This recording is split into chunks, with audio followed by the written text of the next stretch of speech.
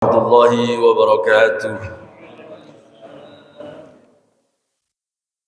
Bismillahirrahmanirrahim. Alhamdulillahi madad wa syukru lillahi alal in'am li ni'matil iman wal islam wal iqtida bi sayyidil anam. ثم الصلاة مع سلام على حضر الأيق والأنام رب اشرح لي صدري ويسر لي أمري واحلل عقدة من لساني يفقهوا قولي أما بعد. Yang saya hormati, saya muliakan Bapak Ketua DKM Masjid Al-Barakah beserta seluruh jajaran pengurus DKM.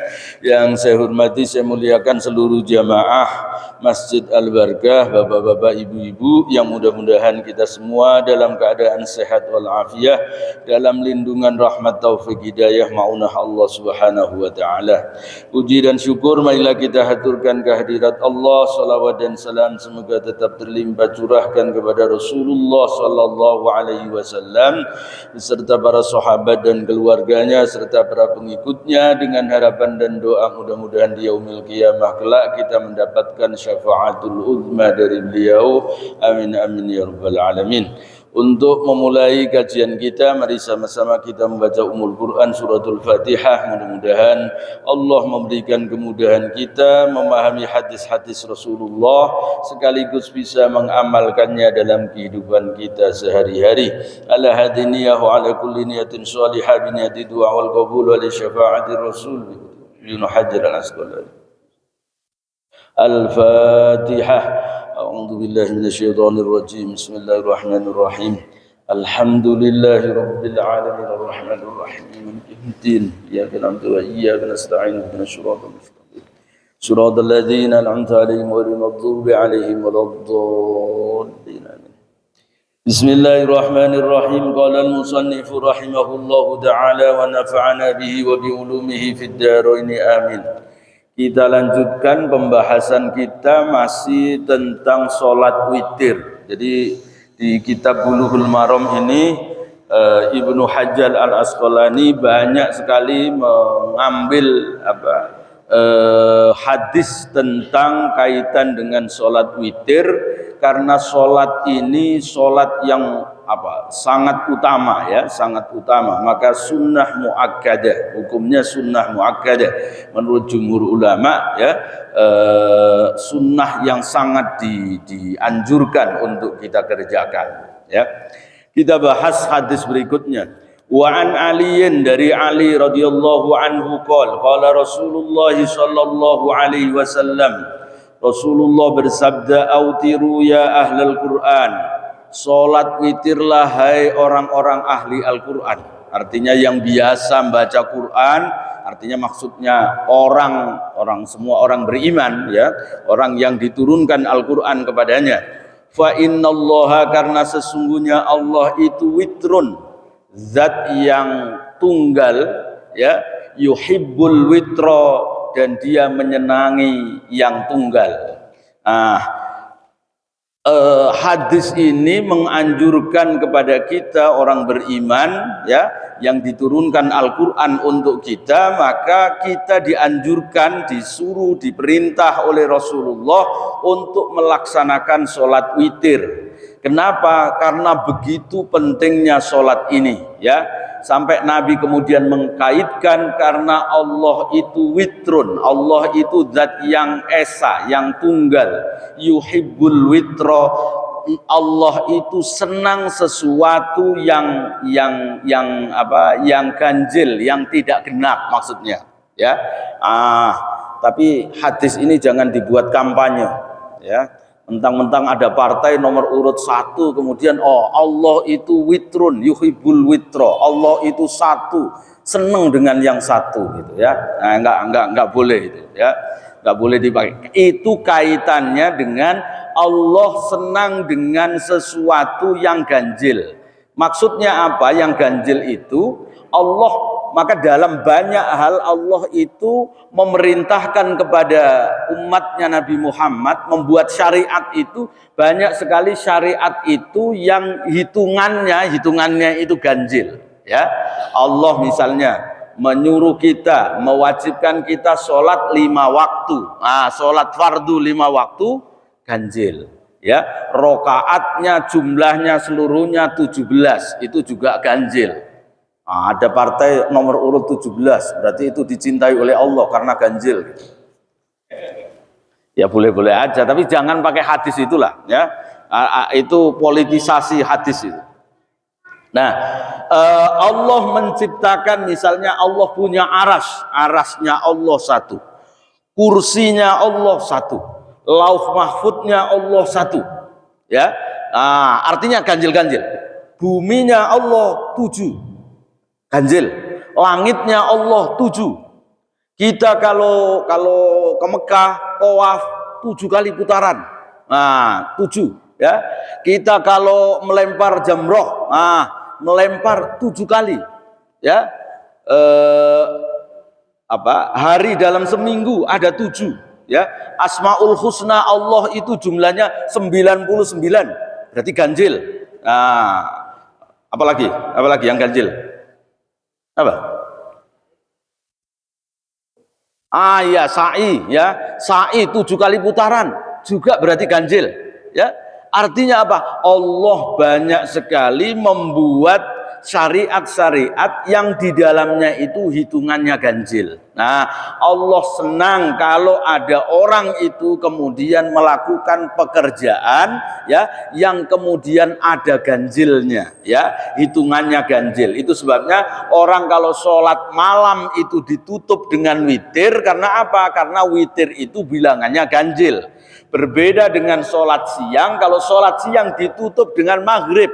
Sholat maghrib itu sebagai penutup sholat siang. Maka sholat maghrib itu satu-satunya sholat fardu yang bilangannya ganjil, ya. Semuanya bilangannya genap kecuali maghrib. Karena apa? Karena maghrib sebagai penutup sholat siang. Nah, ini jadi sekali lagi, ya, Allah mencintai sesuatu yang ganjil karena Allah itu zat yang maha ganjil. Tapi hadis ini jangan kemudian dipakai untuk kepentingan bisnis. Ada orang kemudian jualan yang cap kaki 3 itu apa itu? Larutan, ya, larutan. Wah, Allah itu mencintai yang ganjil, maka minumlah larutan cap kaki 3 karena itu ganjil, gitu, ya. Enggak seperti itu, ya. Jadi yang dimaksud Allah mencintai sesuatu yang ganjil itu karena semua sholat itu baik siang maupun malam itu dua-dua, dan kemudian dipungkasi atau diakhiri dengan sholat yang ganjil, yaitu witir untuk malam dan sholat maghrib untuk waktu siang. Kita lanjutkan. Wa an Ibnu Umar radhiyallahu anhuma, dari Ibnu Umar radhiyallahu anhuma, anna Nabiyya sallallahu alaihi wasallam qala ij'alu akhir salatikum bil laili witron.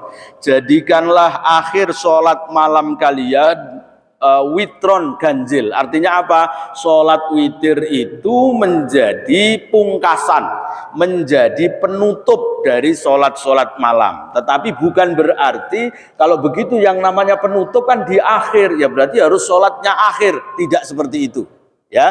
Kemarin sudah kita bahas, yaitu Abu Bakar itu beliau senang kalau salat witir itu di awal waktu. Selesai sholat ba'diyah Isya, Abu Bakar itu kemudian sholat witir. Berbeda dengan Umar bin Khattab. Kalau Umar bin Khattab sholat witirnya di akhir malam, akhir waktu. Ketika mereka berdua ditanya Abu Bakar, kenapa kamu kok sholat witirnya di awal waktu, setelah sholat Isya ba'diyah kemudian sholat witir? Maka Abu Bakar menyatakan, ya Rasul, aku takut kalau aku tidak bisa mengerjakan sholat witir karena aku tidur. Apalagi kemudian kalau nggak ada umur, aku belum melaksanakan sholat witir, maka aku sangat rugi. Nabi Muhammad menyatakan, ya, ketika Abu Bakar beralasan itu, ya, Nabi menyatakan akhadha bil hazmi, ya. Sahabat Abu Bakar itu begitu kuatnya memegang sholat witir itu, maka dia orang yang sangat mewaspadai, jangan sampai tidak melaksanakan sholat witir. Jadi sholat witirnya sebelum tidur beliau sholat witir dulu. Nah, ketika pertanyaan diajukan kepada Umar bin Khattab, mata tutir, kapan kamu sholat witir? Maka Umar menyatakan, aku witir kalau di akhir malam ya Rasul. Maka Nabi juga membenarkan apa yang dikatakan oleh Umar. Nabi menyatakan akhadha hadza bil quwwah, ya. Orang ini, maksudnya Umar bin Khattab itu memegang sholat witir itu dengan penuh kekuatan. Karena apa? Maksudnya dia akan memaksakan diri untuk bangun. Tidak bisa tidak, maksudnya begitu, ya. Nah, itu sebabnya Umar bin Khattab setiap malamnya sholat witir di akhir malam. Tapi kalau Abu Bakar sholat witirnya di awal malam, ya, di awal malam. Jadi setelah sholat ba'diyah isya kemudian sholat witir. Ini artinya apa? Dua orang sahabat Nabi ini benar-benar menjaga sholat witir, jangan sampai tidak dikerjakan, ya. Jangan sampai tidak dikerjakan. Maka ini juga menjadi pelajaran bagi kita. Kita jangan sholat witir itu pendak Ramadan, ya. Kalau Ramadan aja ada sholat witir karena habis sholat taraweh kemudian sholat witir. Enggak, ya. Sholat witir itu setiap malam, sebagaimana Abu Bakar dan Umar, ya, begitu kuatnya mereka, ya, untuk melaksanakan sholat witir, ya. Maka Abu Bakar melaksanakannya sebelum tidur, sedangkan Umar melaksanakannya setelah tidur. Kita lanjutkan. Wa an Talq bin Aliin, dari Talq bin Ali qala sami'tu Rasulullah sallallahu alaihi wasallam yaqul la witrani fi lailatin, tidak ada dua witir di dalam satu malam. Artinya apa? Kalau tadi misalnya Abu Bakar yang sholat witir di awal waktu setelah ba'diyah isya kemudian sholat witir, setelah itu beliau tidur, nanti bangun misalnya sepertiga malam sholat tahajud, sholat hajat atau sholat yang lain, maka setelah sholat itu tidak perlu witir lagi. Karena apa? Karena tidak ada witir itu dalam dua witir dalam satu malam. Witirnya sudah tadi habis sholat isya, berarti habis sholat sunnah yang lain, maka silahkan mengerjakan apapun. Kan sudah ditutup, ya kan, ditutup kan masih bisa dibuka, ya enggak? Kan tadi katanya sholat witir itu menjadi penutup sholat malam. Iya, itu bagi orang yang sholat witirnya di akhir waktu. Tapi kalau orang sholat witirnya di awal waktu, maka itu ditutup sementara. Nah, nanti kan dibuka lagi, orang dia bawa kuncinya tinggal dibuka. Nah, artinya kalau habis sholat witir kemudian tidur, bangun kemudian sholat tahajud, sholat hajat, sholat tasbih, sholat yang lain, maka boleh. Tapi yang tidak boleh, nanti tidak boleh kemudian diakhiri dengan witir. Karena apa? Kalau nanti diakhiri witir, nggak jadi witir, jadinya genap. Kan tadi misalnya sholat witir, habis sholat ba'diyah isya, sholat witir 3 rakaat, kemudian tidur, habis tidur bangun malam, setelah bangun sholat tahajud, sholat witir lagi 3 rakaat, jadi 3 tambah 3 jadi genap, nggak jadi witir kalau begitu. Maka tidak boleh ada witir di dalam 2 witir dalam satu malam, karena itu mengakibatkan, ya, bukan witir lagi tapi namanya syafa'. Syafa' itu artinya genap, ya, bukan witir, ya. Jadi sholat witir itu hanya sekali dalam satu malam, ya. Kita lanjutkan. Wa an Ubay bin Ka'ab radhiyallahu anhu qala kana Rasulullah sallallahu alaihi wasallam yutiru bisabbihisma rabbikal a'la. Nah, ini bacaan kalau orang sholat witir maka sebaiknya membaca surat sabbihisma rabbikal a'la. Nabi itu kalau sholat witir, kalau 3 rakaat, bacaannya rakaat pertama membaca sabbihisma rabbikal a'la wa qul ya ayyuhal kafirun, rakaat keduanya membaca qul ya ayyuhal kafirun, rakaat ketiga wa qul huwallahu ahad, rakaat ketiga membaca qul huwallahu ahad. Jadi 3 rakaat itu, ya, jadi membaca sabbihis, kemudian rakaat kedua qul ya, rakaat ketiga qul hu, ya. Rawahu Ahmad wa Abu Daud wa Nasa'i wa zada wa la yusallimu illa fi akhirihinna. Nabi tidak salam kecuali di akhir. Maksudnya beliau melaksanakan sholat witir ini langsung 3 rakaat sekaligus. Ya, ini dasarnya orang sholat witir itu boleh 3 rakaat sekaligus, boleh 5 rakaat sekaligus, 7 rakaat sekaligus, 9 rakaat sekaligus, 11 rakaat sekaligus, boleh, ya, boleh. Nggak usah pakai tahiyat awal, ya. Jadi langsung rakaat terakhirnya tahiyat kemudian salam. Nah, tapi para ulama, jumhur ulama menyatakan bahwa sholat model begini nih, namanya sholat dengan ittisol. Ittisol itu artinya apa? Menyambung. Dari rakaat 1, 2, 3, 4 dan seterusnya itu bersambung. Nah, yang baik ya, menurut jumhur ulama 4 mazhab itu menyatakan yang baik itu dengan cara infisol. Ya, infisol itu artinya apa? Setiap 2 rakaat salam. Setiap 2 rakaat salam. Nanti yang terakhir tinggal hanya 1 rakaat. Nah, itu yang paling baik. Tapi kalau seandainya mengerjakannya langsung cuman sekali salam, ya boleh, nggak apa-apa, ya nggak apa-apa, tidak ada larangan. Nah, ini antara lain yang dipraktekkan oleh Nabi. Ya, jadi Nabi membaca Sabbihisma Rabbikal A'la rakaat pertama, rakaat kedua membaca Kul ya ayyuhal kafirun, rakaat ketiga baca kulhu. Nah, nanti ada riwayat yang lain, rakaat ketiganya tidak hanya kulhu tapi juga ada tambahan, ya. Wali Abi Dawud wa Tirmidzi nahwahu an Aisyah radhiyallahu anha wa fihi kullu suratin fi rakaatin, ya, setiap surat dalam 1 rakaat. Wa fil akhir, ya, ketika di rakaat terakhirnya qul huwallahu ahad wal muawwidzatain, ya, rakaat ketiganya baca qul huwallahu ahad, qul a'udzu birabbil falaq, qul a'udzu birabbin nas. Jadi itu dalil bahwa sholat witir itu, ya, bacanya 3 surat itu dalam 1 rakaat yang rakaat ketiga. Nah, biasanya banyak orang yang nggak tahu itu emang witir harus qul a'udzu birabbil falaq, qul a'udzu birabbin nas, ya tidak harus, tapi itu yang sering dilakukan oleh Nabi, ya. Ketika rakaat terakhirnya beliau membaca itu, ya, 3 rakaat terakhir itu sabbihis, kemudian kuliah, dan rakaat ketiganya kulhu dan muawwidzatain, ya. Wa an Abi Sa'id Al-Khudri, dari Abi Sa'id Al-Khudri radhiyallahu anhu, anna Nabiyya sallallahu alaihi wasallam autiru qabla an tusbihu. Salat witirlah kalian qabla an tusbihu, sebelum masuk waktu subuh. Artinya selagi masih ada waktu belum subuh, maka hendaklah kita salat witir. Sholat witir tadi itu ya disesuaikan. Kalau waktu subuhnya taruhlah tinggal 5 menit, ya udah sholat witirnya 1 rakaat saja, ya. Nggak usah ngikuti 1 rakaatnya Utsman bin Affan yang 30 juz, orang subuhnya tinggal 5 menit, ya. Cuman 1 rakaat, ya udah kulhu, ya, qul a'udzu birabbil falaq, qul a'udzu birabbin nas. Selama masih ada waktu belum masuk subuh, maka orang boleh sholat witir, ya, masih dapat sholat witir selama belum waktu masuk subuh.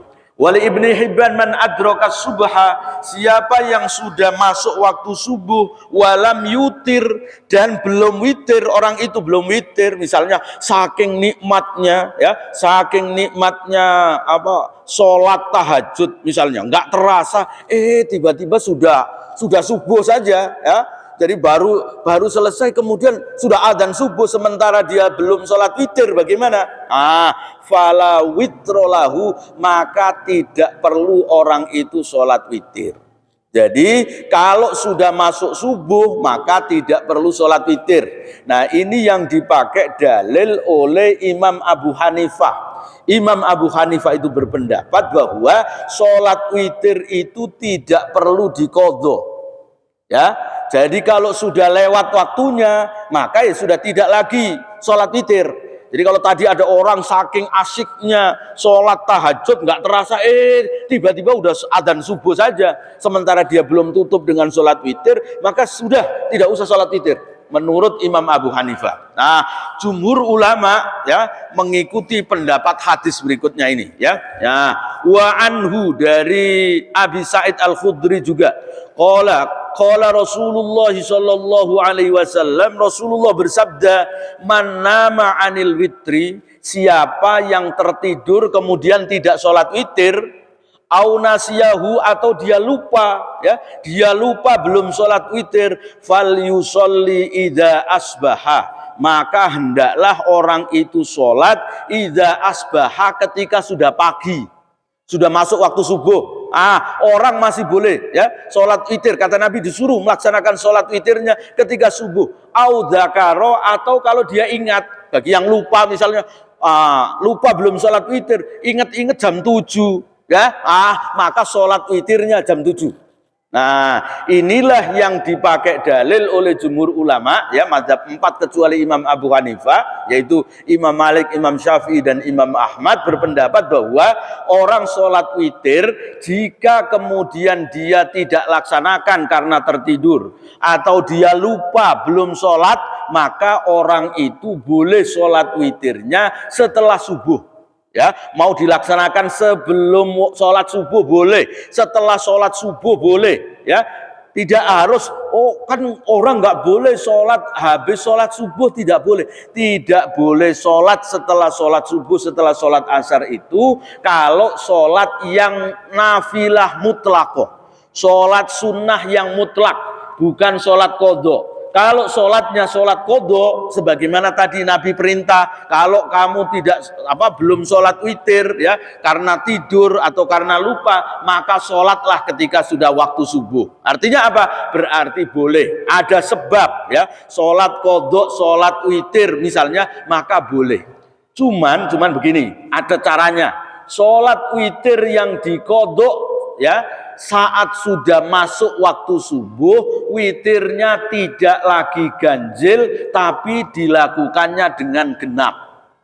Kenapa? Karena sholat siang itu tidak ada yang ganjil, ya, tidak ada yang ganjil. Jadi witirnya misalnya, biasanya 3 rakaat witirnya, maka saat mengqadha, misalnya qadhanya itu setelah sholat subuh misalnya, maka diqadhanya menjadi 4 rakaat. Kalau biasanya 5 rakaat, maka diqadha jadi 6. Kalau biasanya witirnya 9 rakaat, diqadhanya jadi 10. Jadi ditambahi 1 rakaat. Kenapa? Karena Nabi mempraktekkan suatu saat, ya, kata Aisyah radhiyallahu anha, idza syaghala an salatihi bil laili ya binaumin au bimaradin shalla minan nahari itsnatai asyrata rakaatan. Jadi Nabi itu kalau lupa atau karena saking sibuknya malam, ya, misalnya sibuk karena kan dulu Nabi mau menyusun strategi perang misalnya, saking sibuknya sehingga belum sempat sholat witir pada malam harinya, maka Nabi kemudian mengqadhanya ketika siang, tapi diqadhanya 12 rakaat. Tidak 11 rakaat. Nabi biasanya witirnya 11 rakaat. Nah, karena kesibukan atau karena kalau beliau sakit misalnya, maka beliau mengqadhanya menjadi 12 rakaat. Kenapa? Karena sholat siang itu semuanya harus bilangannya genap, karena nanti ditutup ganjilnya oleh sholat maghrib. Ya, nah, hadis ini dijadikan dalil oleh para ulama bahwa mengqadha sholat witir itu hukumnya boleh. Ya, diqadhanya kapan boleh? Tapi kalau sholat tarawih boleh nggak diqadha? Sholat tarawih boleh nggak diqadha? Kita misalnya, malam pertama, kedua, ketiga sholat, giliran malam keempat sibuk misalnya kerja, kemudian kelewatan. Gak sempet sholat taraweh, boleh nggak diqadha? Sholat taraweh boleh? Ada yang pernah mengqadha? Sholat taraweh itu boleh diqadha, ya. Jadi boleh diqadha. Sholat sunnah itu ada 3 jenis. Ada sholat sunnah nafilah mutlaqoh, sholat sunnah yang mutlak, nggak ada sebab, pokoknya sholat sunnah saja, ya, selama tidak di waktu yang diharamkan, pokoknya sholat sunnah mutlak, ya. Sholat apa? Ya sholat sunnah. Sholat sunnah itu apa saja boleh, nggak harus punya nama, pokoknya sholat sunnah saja, ya.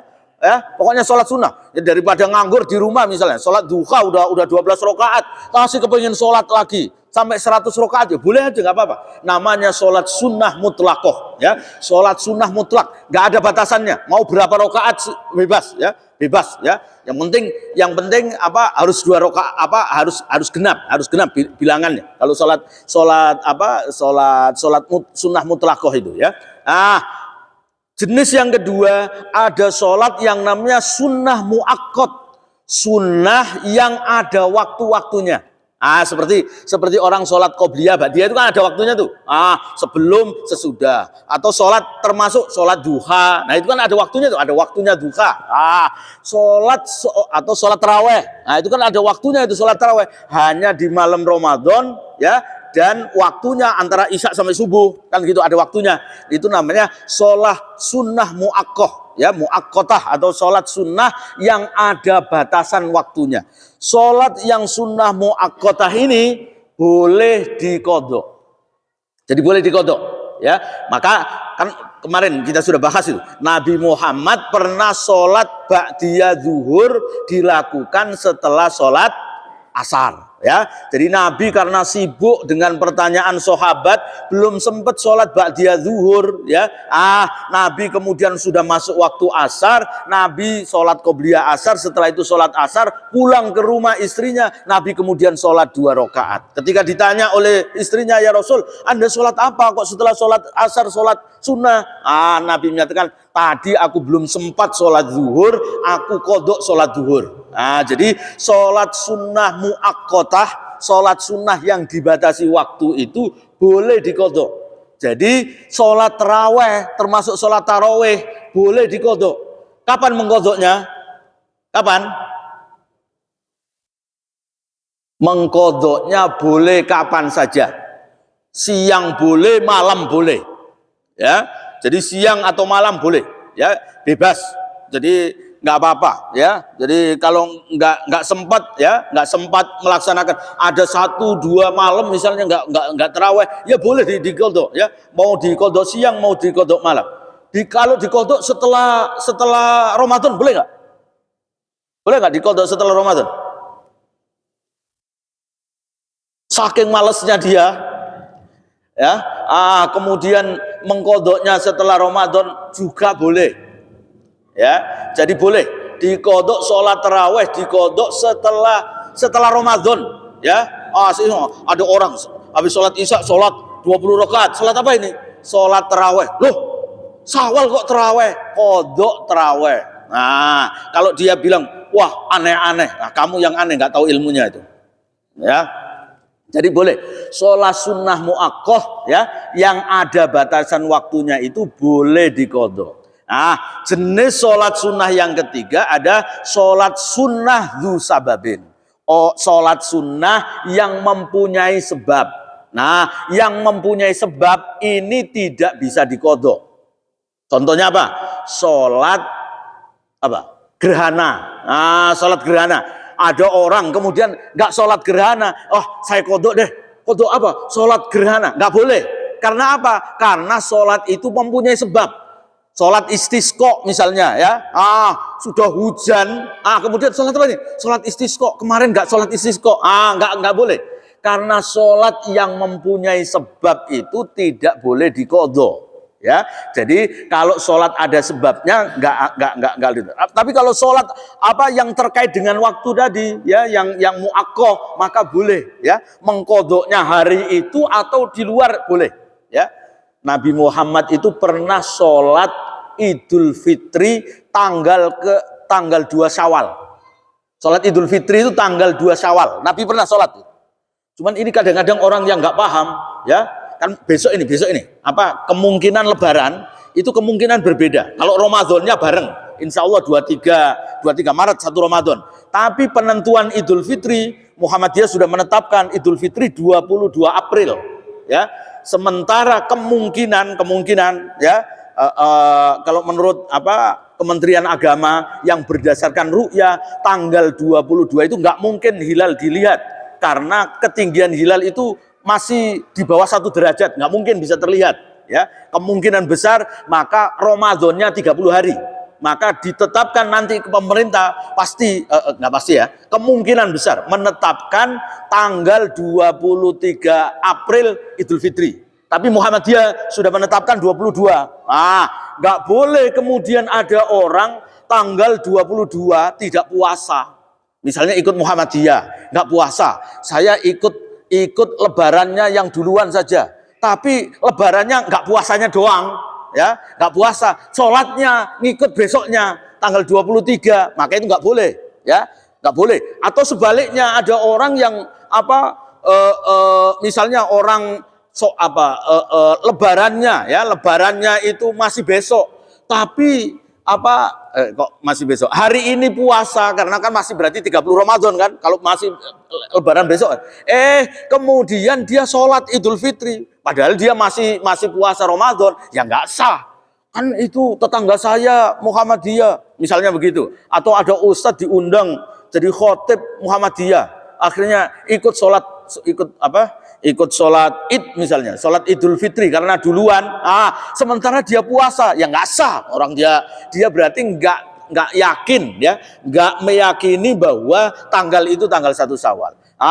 Nabi Muhammad dasarnya biasanya begitu, ya, kan Nabi pernah sholat Idul Fitri tanggal 2 Syawal, ya, Nabi sholat Idul Fitri tanggal 2 Syawal. Tapi hadis itu harus diketahui apa sababul wurud hadis itu. Jadi hadis itu berkaitan dengan kafilah dagang.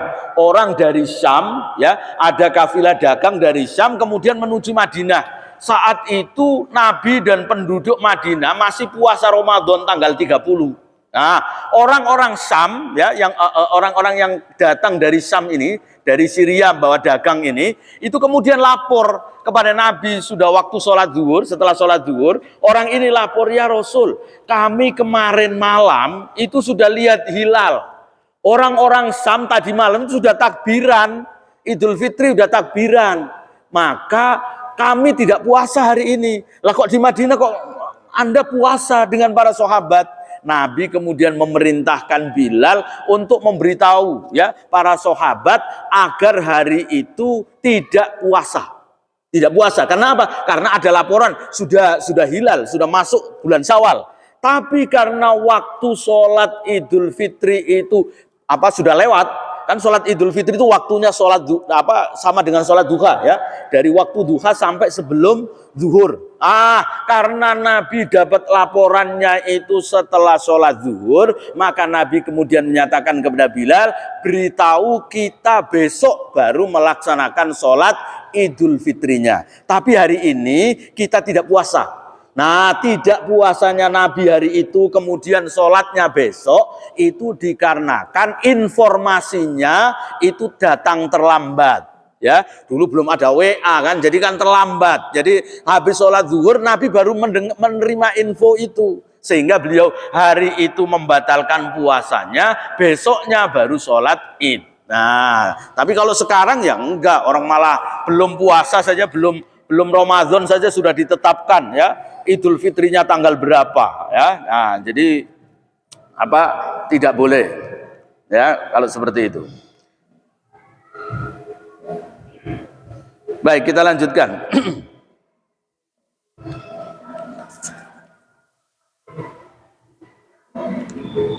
Wa an Jabir, dari Jabir bin Abdullah qala Rasulullah sallallahu alaihi wasallam, man khafa alla yaquma min akhiril laili, barang siapa takut tidak bisa bangun ketika di akhir malam, sepertiga malam terakhir nggak bisa bangun, falyutir awwalahu, maka hendaklah orang itu berwitir di awal waktu, sama dengan Abu Bakar tadi itu, ya.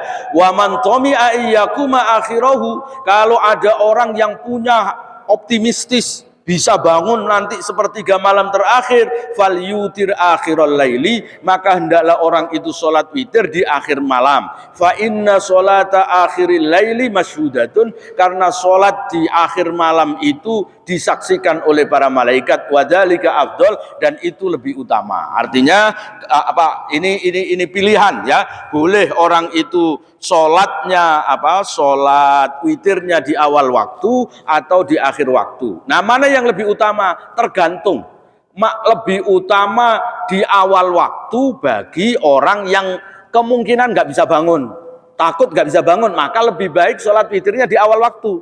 Tapi kalau orang yang sudah mentradisi, sudah biasa, ya, pasti nanti bangun jam 3, jam setengah 3 sudah bangun, maka sebaiknya witirnya di akhir waktu. Ya, jadi tergantung masing-masing orang. Kalau orang sudah terbiasa bangun malam, ya sebaiknya di akhir waktu. Tapi bagi yang nggak bisa atau karena suatu sebab, misalnya karena sibuk, wah ini capek. Kalau nanti saya sholat witirnya nunggu bangun tidur nanti bablas, maka sebaiknya boleh sholat witirnya sebelum dia tidur. Ya. Wa an ibni Umar radhiyallahu anhuma anin Nabi sallallahu alaihi wasallam qala idza tala'al fajr, kalau fajar sudah muncul faqad dzahaba waqtu kulli sholatil laili, maka sudah hilang, sudah lenyap atau sudah habis waktunya sholat malam wal witri dan sholat witir. Fa'autiru qabla tulu'il fajri, maka sholat witirlah kalian sebelum munculnya fajar. Jadi sebelum subuh kita sholat witirnya itu, ya. Wa an Aisyah radhiyallahu anha, ini hadis tentang salat sunnah yang lain, ya. Wa an Aisyah radhiyallahu anha, dari Aisyah radhiyallahu anha qalat kana Rasulullah sallallahu alaihi wasallam yusolli ad-duha arba'an, ya. Nabi biasa melaksanakan salat duha itu 4 rakaat, wa yazidu masyaallah, dan beliau menambahkan sesuai dengan kemauannya. Artinya Nabi membiasakan sholat 4 atau lebih, ya. Kadang 6, kadang 8, kadang 12, ya. Jadi Nabi melaksanakan sholat duha, ya. Jadi ini minimal 4 rakaat, ya, minimal. Itu disebut dengan adnal kamal, ya. Minimal kesempurnaan. Walaupun orang sholat duha 2 rakaat boleh, ya. 2 rakaat boleh, tetapi sholat 2 rakaat itu khilaful aula. Khilaful aula itu menyelisihi yang lebih utama, karena minimal kesempurnaan itu sholat duha 4 rakaat. Jadi kalau sudah 4 rakaat tidak khilaful aula, ya. Nah, jadi walaupun sholat 2 rakaat sudah boleh, ya, karena Nabi melaksanakan biasanya 4 kemudian atau lebih, ya, itu. Walahu, dan di dalam riwayat Imam Muslim juga anha, dari Aisyah annaha su'ilat, Aisyah ditanya, hal kana Rasulullah yusalli duha, apakah Rasulullah itu biasa sholat duha? Qalat, Aisyah menjawab, lah, tidak, illa ayyaji amin maghibihi, kecuali kalau Nabi datang dari bepergian. Nah, Nabi baru sholat duha kalau datang dari bepergian, maksudnya. Artinya biasanya enggak. Nah, ini yang tadi Nabi sholat 4 rakaat bahkan lebih.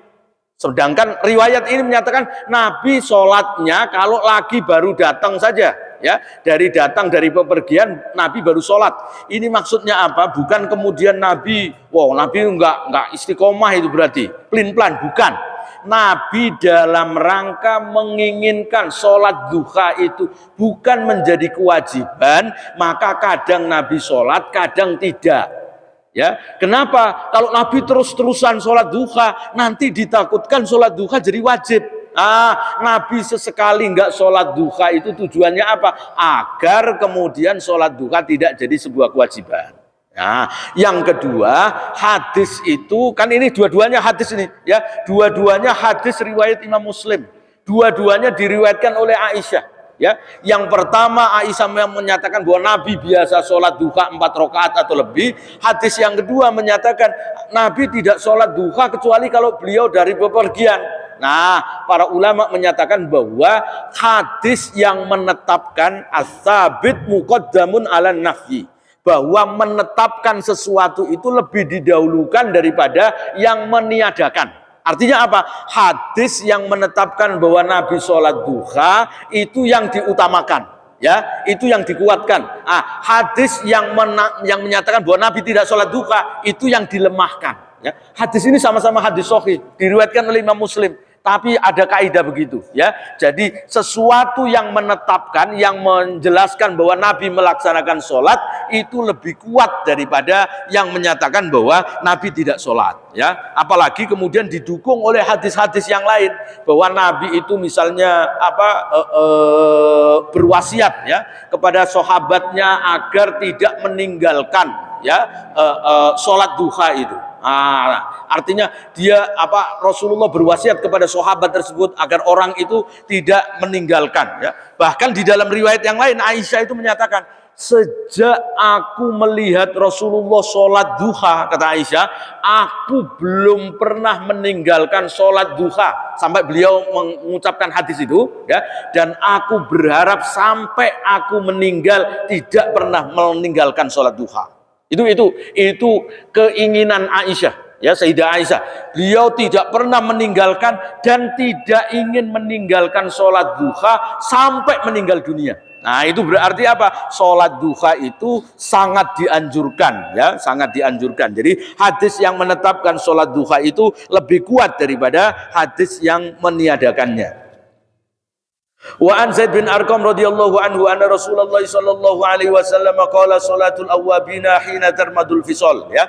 Salat awwabin, salat duha itu disebut salat awwabin. Awwab itu artinya apa? Orang yang kembali kepada Allah, orang yang bertaubat, orang yang menyesali dosa. Nah, orang yang salatnya awwabin, orang-orang yang melaksanakan salat duha itu adalah ketika al-fisal itu anak-anak onta itu sudah kepanasan. Ya, maksudnya apa? Sholat duha itu paling baik waktunya itu ketika matahari sudah menyengat agak panas. Kira-kira kalau di Indonesia itu kira-kira jam 10.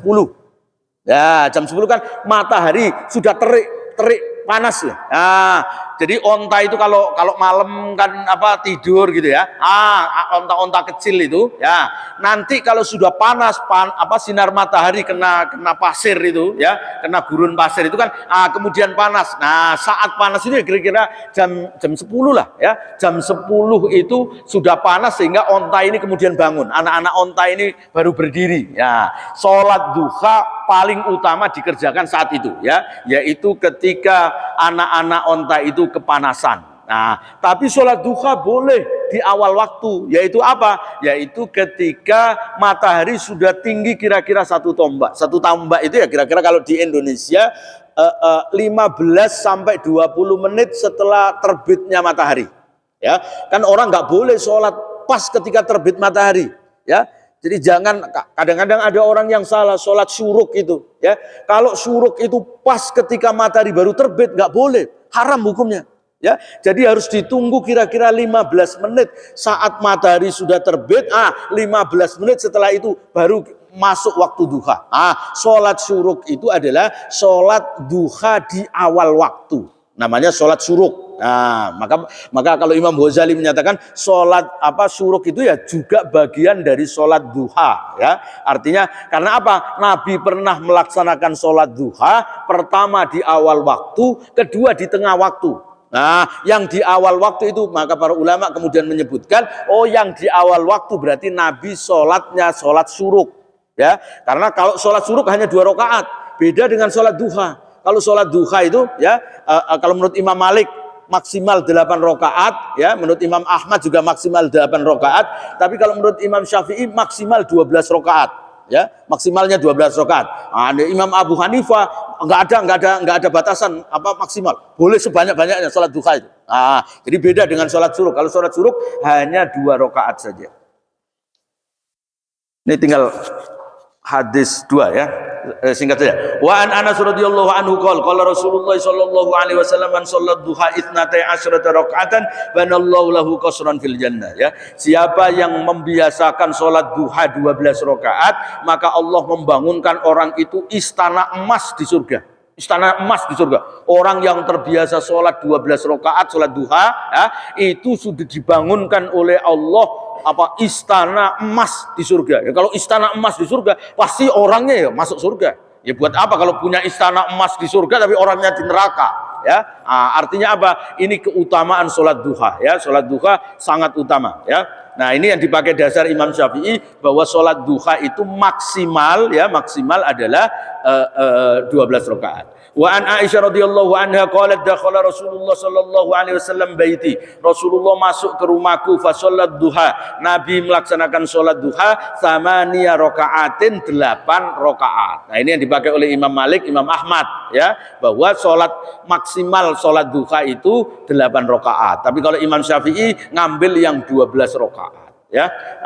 Baik, itu yang bisa saya sampaikan. Hadisnya sudah habis. Besok kita akan membahas tentang sholat berjamaah, ya. Cukup ya? Mari sama-sama kita tutup dengan doa kafaratul majlis. Subhanakallahumma wa bihamdika asyhadu an la ilaha illa anta astaghfiruka wa atubu ilaik. Assalamualaikum warahmatullahi wabarakatuh.